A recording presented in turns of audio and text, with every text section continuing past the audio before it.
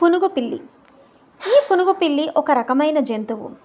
ఈ పునుగు పిల్లి గురించి నేను ఎందుకు మాట్లాడుతున్నా అనుకుంటున్నారా? దానికి ఒక రీజన్ ఉందండి.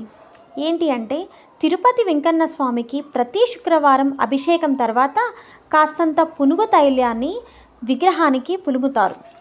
టీటీడీ అధికారులు గోశాలలో పిల్లులను పెంచుకుంటూ వాటి నుంచి తైలాన్ని సేకరిస్తారు. పునుగు తైలం తీసే విధానంలో ప్రత్యేకత ఉంది. అదేంటి అంటే, ఇనుప జల్లెడలోని గదిలో పిల్లిని ఉంచుతారు. ఇనుప జల్లెడ గది పైభాగంలో రంధ్రం ఏర్పాటు చేస్తారు. రంధ్రం ద్వారా చందనపు కర్రను గదిలోకి నిలబెడతారు. 2 సంవత్సరాల వయసు అనంతరం ప్రతి 10 రోజులకు ఒకసారి హావభావాలను ప్రదర్శిస్తూ చందనపు కర్రకు చర్మాన్ని పిల్లి రుద్దుతుంది. ఆ సమయంలో చర్మం ద్వారా వెలువడే పదార్థమే పునుగు తైలం. ఈ పునుగు పిల్లి ఎర్రచందనం, గంధపు చెక్కలకు తన నుండి వచ్చే ద్రవ్యాన్ని అంటిస్తుంది. ఈ తైలం ఒళ్ళు నొప్పులను తగ్గించడంలో కూడా ఉపయోగిస్తారు. ఈ తైలం చాలా ఖరీదు పలుకుతుంది.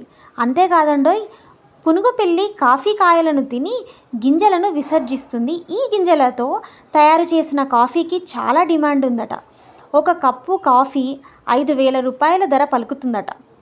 ఇదండి పునుగు పిల్లి గురించి. మరి